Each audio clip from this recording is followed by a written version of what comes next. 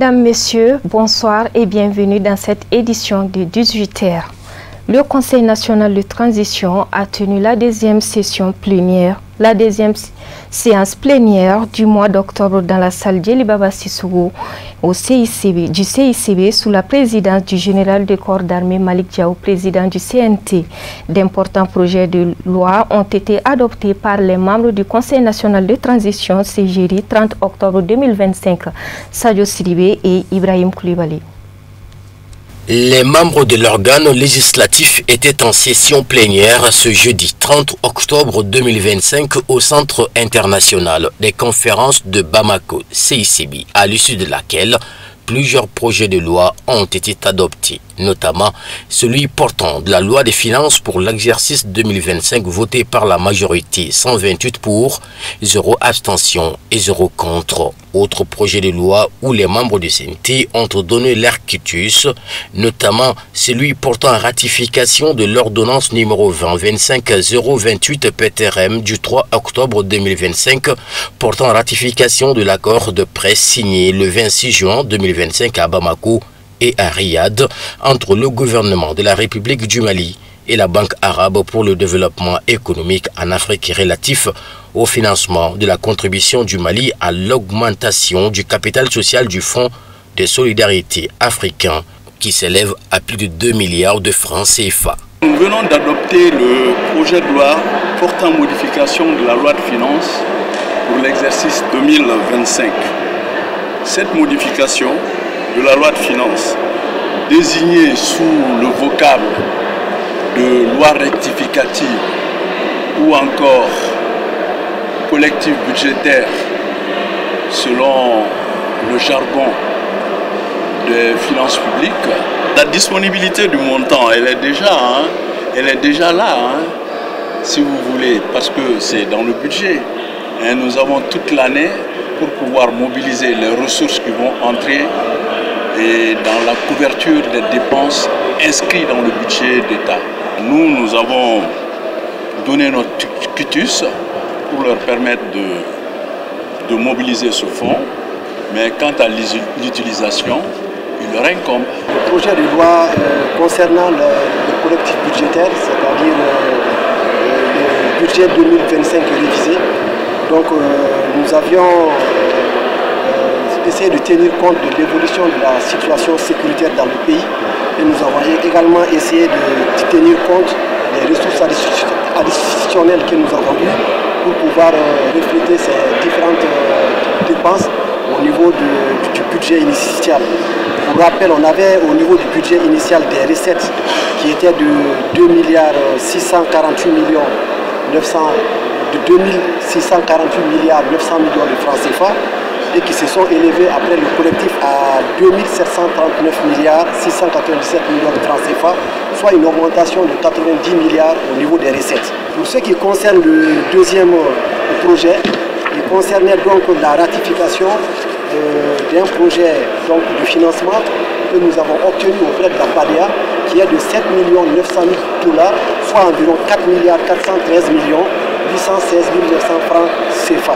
Pour le ministère de l'Agriculture, le projet de loi qui était sur la table était celui portant ratification de l'ordonnance numéro 20-25-024 PTRM du 25 juillet 2025 autorisant la ratification de l'accord de presse signé à Bamako le 20 février 2023 entre le gouvernement de la République du Mali et le Fonds africain de développement FAD relatif au financement du programme de renforcement de la résilience à l'insécurité alimentaire et nutritionnelle au Sahel.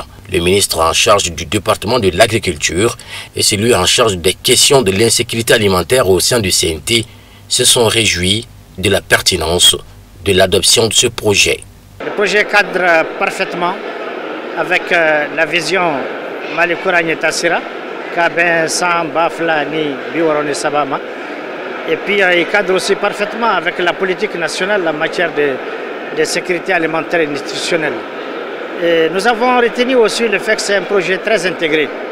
Il touche pratiquement toutes les activités, agro, silvo, pastoral et halieutique, et même le commerce.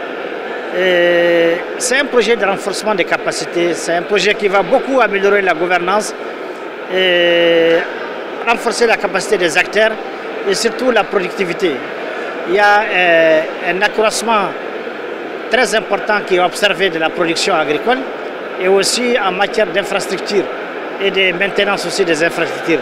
Donc je peux dire que c'est une très bonne nouvelle pour nos populations d'avoir adopté ce projet qui est déjà en cours, dans sa deuxième phase. En principe, comme je l'ai dit, c'est un programme régional. Il prévoit 4 phases. Donc nous sommes dans la deuxième phase de 5 ans et le Mali est en bonne position avec les autres pays des SILS qui sont aussi bénéficiaires de ce programme. D'abord, je tiens à remercier tous les membres du CNT, et particulièrement la commission développement rural,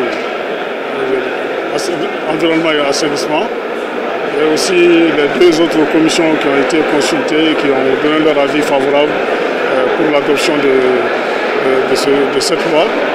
Et je pense que c'est un programme qui est d'une importance capitale pour l'atteinte de la sécurité alimentaire et nutritionnelle et surtout l'amélioration des revenus dans la zone sahélienne. Et je pense que si on arrive à mettre toutes les activités qui sont programmées dans le cadre de ce projet, ça nous permettra d'inverser positivement la situation négative qui se présente dans ces localités-là, notamment en matière de sécurité alimentaire, en matière de nutrition et aussi en matière de revenus des acteurs dans la localité. L'équité, c'était la modification d'un article, l'article 11, en fait, qui met en place une procédure de collaboration, puisque les ressources humaines sont insuffisantes, et il a été acté dans le texte que la direction des contentieux de l'État puisse se faire assister par les collaborateurs. Et les procédures qui étaient en place étaient des procédures rigides qui ne permettaient pas d'agir efficacement. Et c'est la raison pour laquelle le gouvernement a modifié par ordonnance cet article. Et le Conseil national de transition vient de donner acte à cette modification par un vote massif. Et la modification va permettre non seulement la simplification des procédures, mais également le renforcement des capacités opérationnelles. Et notons qu'à l'ouverture de la séance plénière, une minute de silence a été observée des populations civiles militaires décédées à cause du terrorisme.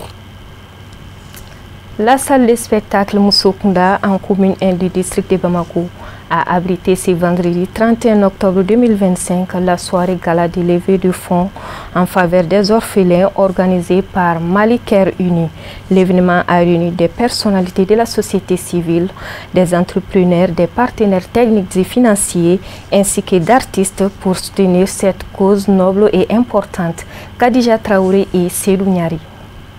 Ce rendez-vous de générosité initié par Mali Care Uni en faveur des orphelins vise à améliorer leurs conditions de vie et leur offrir des opportunités pour un avenir meilleur. Notre association est une association humanitaire. C'est dans le cadre des activités même du mois d'octobre, mois de la solidarité, qu'on a initié une activité propre pour l'accompagnement des orphelins. C'est pour cela qu'on a choisi l'orphelin d'Emmanuel pour ce soir de faire un levée de fonds à l'endroit de leur association. Et d'appeler nos partenaires, nos amis, nos frères, et tous ceux qui peuvent œuvrer pour la bonne marche de l'accompagnement des gens. Nous sommes dans ça.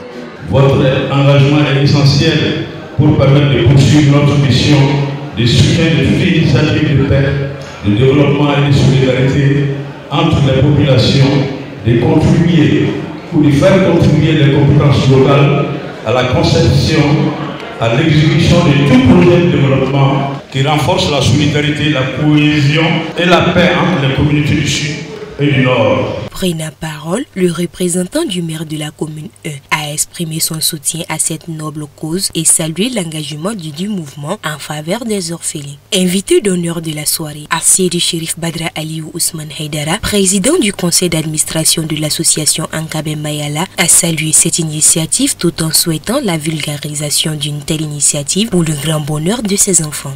Je suis très content et très comblé.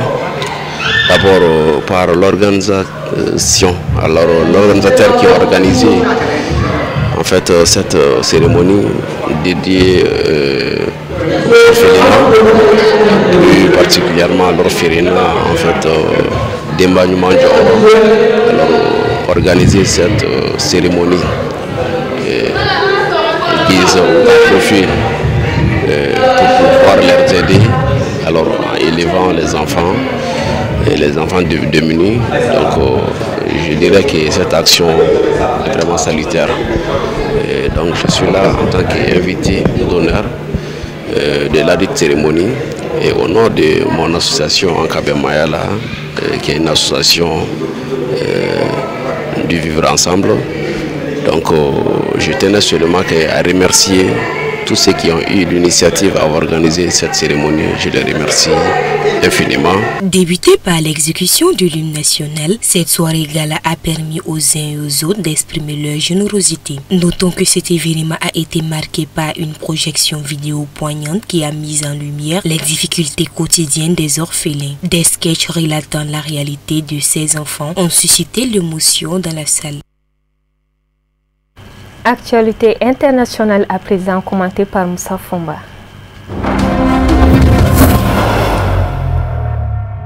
L'Algérie commémorait ce samedi le 71e anniversaire du déclenchement de la guerre de libération qui a mis fin à 132 ans de colonialisme français. L'événement fait l'objet, comme à chaque année, d'une intense préparation dans les 4 coins du pays. De nombreuses activités étaient au programme, recueillement et dépôt de gerbes, de fleurs sur les tombes des martyrs de la guerre, conférences et diverses manifestations sportives et culturelles. La journée est aussi une occasion pour rappeler le courage et l'abnégation des acteurs politiques algériens ayant préparé et lancé la lutte armée qui a abouti 7 ans après à l'indépendance. Le 1er novembre 1954, comme noté par de nombreux historiens algériens et français, n'était pas né du néant. Il est selon eux le fruit de plusieurs décennies de lutte, notamment politiques qui ont commencé à la fin des années 1920. Plusieurs mouvements politiques dont notamment l'Étoile nord-africaine, devenu ensuite le Parti du peuple algérien au début des années 1940. C'est au sein de ce mouvement, porteur d'idées d'indépendance depuis sa création, qu'est née aussi celle de la lutte armée. Mais c'est le Front de Libération Nationale FLN, fondé par des jeunes militants dissidents du PPA MTLD, que le 1er novembre a été conçu et lancé, préparé déjà par l'organisation spéciale du PPA MTLD. La guerre de libération a été pensée ensuite par 6 militants,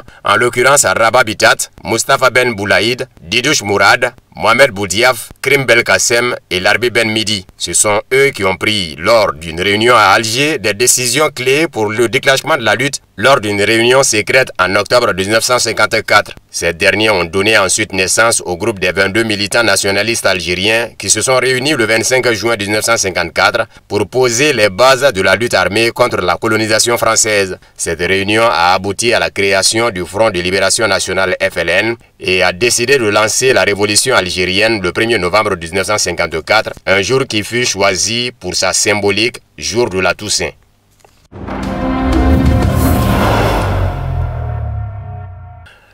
Le Conseil de sécurité de l'ONU a approuvé vendredi une résolution soutenue par les États-Unis déclarant que le plan du Maroc pour le Sahara occidental est la solution la plus réalisable pour résoudre le conflit de longue date. Sur les 15 membres du Conseil, 11 ont voté en faveur de la résolution rédigée par les États-Unis. La Russie, la Chine et le Pakistan se sont abstenus, tandis que l'Algérie n'a pas pris part au vote. Le Conseil a également renouvelé pour 1 an le mandat de la force de maintien de la paix dans la région, connue sous le nom de MINURSO. Le représentant permanent des États-Unis auprès de l'ONU a déclaré que Washington se félicitait de ce vote historique qui saisit ce moment unique et s'appuie sur l'élan en faveur d'une paix depuis longtemps attendue dans le Sahara occidental. Amar Benjama, représentant permanent de l'Algérie auprès de l'ONU, a expliqué que l'Algérie n'avait pas participé au vote sur le projet de résolution car celui-ci ne reflète pas suffisamment la doctrine de l'ONU en matière de décolonisation. Par ailleurs, le roi du Maroc, Mohamed VI, s'est félicité de la résolution du Conseil, déclarant dans une allocution télévisée que Rabat mettrait à jour et soumettrait de nouveau le plan à l'ONU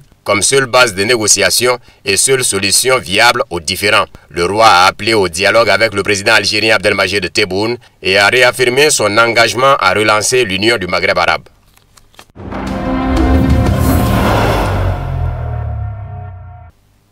Le Venezuela a demandé l'aide de la Russie, de la Chine et de l'Iran face à la pression militaire américaine, rapporte le Washington Post. Selon le journal, le président vénézuélien Nicolás Maduro a adressé une lettre au président russe Vladimir Poutine contenant des demandes précises. Le ministre vénézuélien des Transports, Ramón Velázquez, aurait remis ce document aux dirigeants russes lors d'une visite à Moscou début octobre. Maduro aurait demandé à la Russie de renforcer les systèmes de défense aérienne du Venezuela, de réparer le matériel aéronautique acheté à Moscou et d'acquérir des missiles. Le Washington Post a également rapporté que Velázquez devait transmettre un message similaire au premier vice-premier ministre russe, Denis Manturov. Le journal a souligné que le Venezuela a demandé à la Chine un renforcement de sa coopération militaire, notamment en accélérant la production de certains systèmes de suivi radar, apparemment dans l'optique de les acquérir ultérieurement. Selon l'article, Velázquez a récemment coordonné la livraison de matériel militaire, dont des drones d'Iran au Venezuela. Plus tôt, le Miami Herald a rapporté que l'administration américaine avait décidé de frapper des cibles militaires au Venezuela. Selon le journal, ces frappes pourraient avoir lieu dans les prochains jours, voire dans les prochaines heures. De son côté, le président américain Donald Trump a nié lors d'un entretien avec des journalistes envisager des frappes contre le Venezuela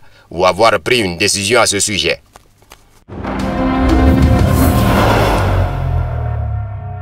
La grande majorité des jeunes Ukrainiens qui ont quitté le pays après la levée des restrictions de voyage pour les hommes âgés de 18 à 22 ans ne reviendront pas, a déclaré vendredi Sergei Evtuchuk, député au Parlement ukrainien. Selon le député, après avoir autorisé les citoyens de moins de 22 ans à quitter le pays, l'Ukraine a en quelque sorte dit adieu à son potentiel de travail et d'éducation. Il s'agit de notre jeunesse, il s'agit de notre avenir. Ce chiffre est vraiment énorme compte tenu du nombre de personnels qui sont partis, souligne le député. L'exode des jeunes du pays a été confirmé par plusieurs sources fiables hors d'Ukraine. Le Daily Telegraph, quotidien britannique, avait précédemment rapporté, citant des données des gardes frontières polonais, qu'après la levée des restrictions, jusqu'à 100 000 hommes avaient quitté l'Ukraine. Selon le quotidien, la plupart se sont dirigés vers l'Allemagne, où arrivent chaque semaine entre 1400 et 1800 ressortissants ukrainiens. Le 28 août, des hommes âgés de 18 à 22 ans ont commencé à franchir la frontière ukrainienne dès le premier jour où cela leur a été autorisé.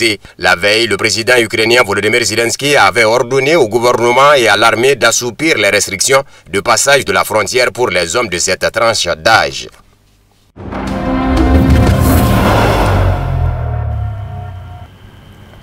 Page noire, nous avons la profonde douleur de vous annoncer le rappel à Dieu de Fougounian Sako, père de notre collègue Abdul Karim Sako, journaliste au sein de Chérif la télévision. Notre regretté papa nous a quittés ce jeudi 30 octobre 2025 à l'âge de 67 ans à son domicile 6 à Missabougou.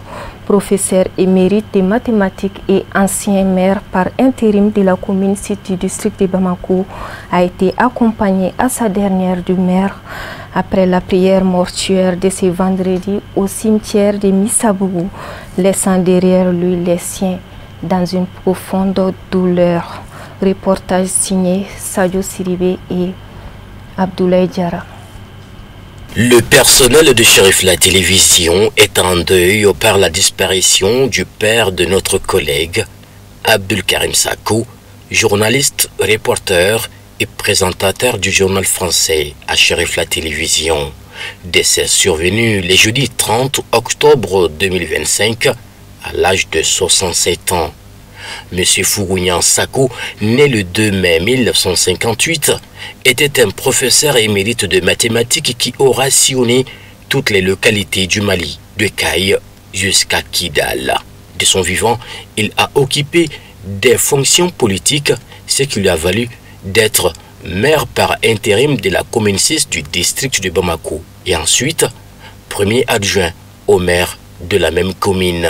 Monsieur Fougounian Sako était adulé par ses proches, amis, collaborateurs pour ses qualités humaines et sociales. Les liens qui nous lient d'abord sont des liens professionnels parce qu'il est un enseignant émérite. C'était un professeur de mathématiques qui a servi dans plusieurs localités au Mali et fini par le lycée Kankou Moussa. À ce titre, en tant qu'enseignant, c'est un collègue à moi. Et en famille aussi, c'est un ami, un grand frère. Au nom de toute la famille Koulibaly, Sako et Diara, s'est joint à moi aujourd'hui pour vraiment implorer le bon Dieu afin qu'il accorde le paradis à notre cher frère Fougounian Sakou. L'un des collaborateurs de notre regretté papa retient de lui d'un homme affable et bienveillant. Il a livré un témoignage relatif à leur dernière conversation qui date du mardi 28 octobre 2025. Une amitié d'une trentaine d'années. Je suis un ami de Fougounian Sakou de longue date. Peut-être je suis le seul à Moussabou qui le fréquentait nuit et jour. On causait ensemble jusqu'à 2h, 3h du matin. C'est un homme très pieux, un homme très discipliné, très séculier, un homme soucieux de sa famille. Ce que j'ai observé à lui, il est très attaché à sa famille. Ça, j'ai constaté ça. Et il est attaché aussi à l'amitié et à la parenté. Parce que j'ai constaté que quand les parents viennent ici, alors ils viennent tous saluer chez lui et passent des journées avec lui. Même ses camarades, parce qu'il est professeur de maths, même ses camarades de maths là, ils ont une association dont il est l'un des partisans. C'est lui qui dirige cette association des mathématiciens du Mali. Et chaque fois, ils font des déplacements pour aller à l'intérieur. Soit ils viennent ici ou ils vont dans les communes. Vraiment, j'ai constaté à lui, c'est un homme de principe, un homme de principe, un homme de rigueur aussi, qui est très sociable. Le mardi passé, vers 16h, il m'a appelé pour me dire que bon, lui il est malade il y a une semaine. Donc moi j'ai dit qu'il y a une réunion, parce que je suis conseiller du chef de quartier de Moussabou. J'ai une réunion avec le conseil de quartier. Après la nuit, je viendrai. Et je suis venu la nuit. Bon, j'ai trouvé qu'il était dans un état très très très grave. Donc ça c'est mon dernier coup de fil avec lui, c'était le mardi passé. Monsieur Fougounian Sakou était marié d'une épouse, père de 4 enfants. Il a été accompagné à sa dernière demeure ce vendredi 31 octobre 2025, laissant derrière lui toute une famille affectée par les deuils. Professeur, dors en paix. Amen. C'est ce qui met un point final à cette édition d'information. Merci à vous de l'avoir suivi. Bonne soirée à tous.